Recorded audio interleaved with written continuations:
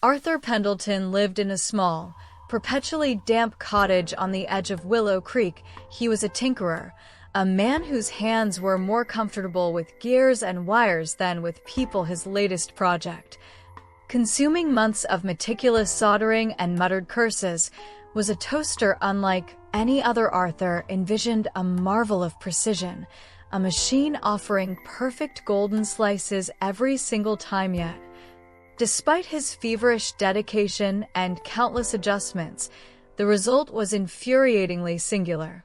It only produced charcoal black toast no matter the setting, the freshness of the bread, or Arthur's desperate pleas. The machine emitted acrid smoke and yielded only brittle, blackened rectangles. Dejected, he christened it the Charcoal King and banished it to a dusty corner of his cramped workshop, a monument to failure that mirrored his own sense of isolation. The toaster sat there, silent and stubborn. For weeks Arthur avoided its accusing silhouette, focusing instead on mending leaky kettles and temperamental radios for the few villagers who sought his help. One particularly bleak Tuesday, rain lashed against the window panes, and a profound loneliness settled over Arthur. He stared at the rejected toaster. Its chrome now dulled. A strange impulse seized him. Why not?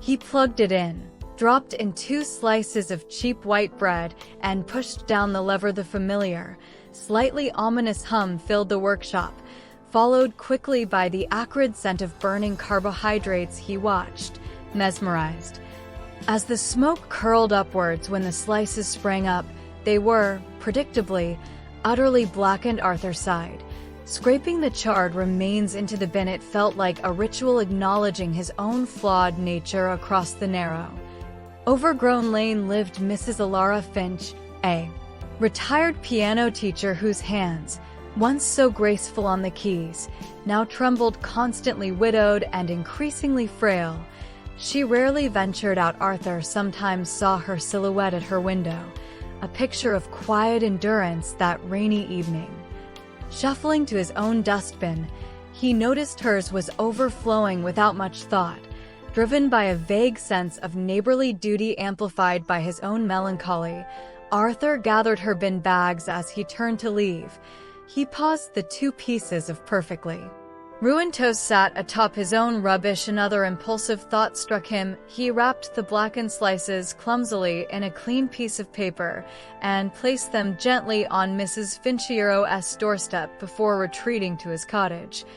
Feeling slightly foolish the next morning, a hesitant knock sounded on Arthur's weathered door. Mrs. Finch stood there, holding the now empty paper. Her eyes, though clouded with age, held a surprising warmth. "Mr. Pendleton," she began, her voice soft but clear. "Thank you for the toast. It was unexpectedly perfect." Arthur blinked, utterly bewildered. Perfect? But it was burnt, completely ruined. A gentle smile touched Mrs. Finch's lips. "Ruined for you, perhaps for me. It was a gift. My sense of taste, it faded years ago. Most foods are just textures now, bland and uninteresting. But this," she gestured with the paper, "this had a smell, rich, deep, almost comforting. It reminded me of childhood winters, sitting by the fire, and the crunch. Such a satisfying sound and feeling. It felt alive." Arthur was speechless, staring from the frail woman to the discarded toaster visible through his workshop door. A fragile routine began every other evening. Arthur would plug in the Charcoal King. He'd listen to its determined hum, smell the distinctive burning, and carefully extract the ebony slices. He'd wrap them simply and place them on Mrs. Finch's doorstep. Just as dusk settled, he never lingered, never sought conversation beyond the initial thanks. It became a silent pact between them, mediated by the machine that only knew one way to be. Arthur found a peculiar satisfaction in the ritual. His creation, deemed a failure by conventional standards, had found its purpose. The act of making the toast, deliberately creating something ruined that brought unexpected comfort, eased his own loneliness. He started listening for the faint sound of her door opening after his delivery. One crisp autumn evening, Arthur found Mrs. Finch sitting on her small porch step, a thin shawl around her shoulders. Waiting, she patted the space beside her. "Sit a while, Mr. Pendleton?" He did. Awkwardly, the familiar wrapped toast sat beside her. "I wanted to explain," she said, her gaze fixed on the setting sun, painting the sky in hues of orange and purple. "The doctors called it agusia. The world of flavor vanished long ago. Smell faded too. Mostly, but burnt toast, that scent somehow cuts through. It's strong, distinct, and the intense crunch, it's a sensation I can truly feel, you see? It's not just food, it's a connection to warmth, to memory, to kindness." She unwrapped the toast, took a deliberate bite, the loud snap echoing in the quiet lane, her eyes closed in pure contentment. "It tastes like someone cared enough to try." She whispered. Years drifted by like fallen leaves. Arthur's hands grew less steady, but the charcoal king remained faithfully destructive. The doorstep deliveries continued, a quiet testament to understanding forged through perceived imperfection. When Arthur passed peacefully in his sleep one winter night, the village mourned the quiet tinkerer cleaning his cottage. They discovered the peculiar toaster, its purpose a mystery to all but one. Mrs. Finch, now very frail, asked if she might have it. It was placed on her kitchen counter, though she could no longer manage the lever herself.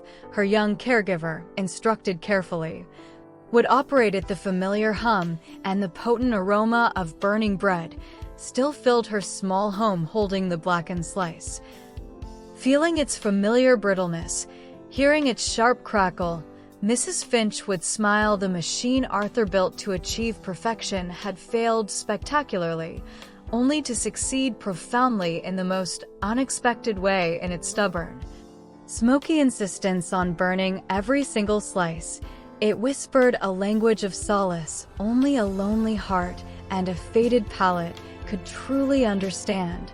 A language that said, louder than any perfect golden brown ever could, "You are not forgotten." The scent lingered, a warm, charred promise in the quiet air.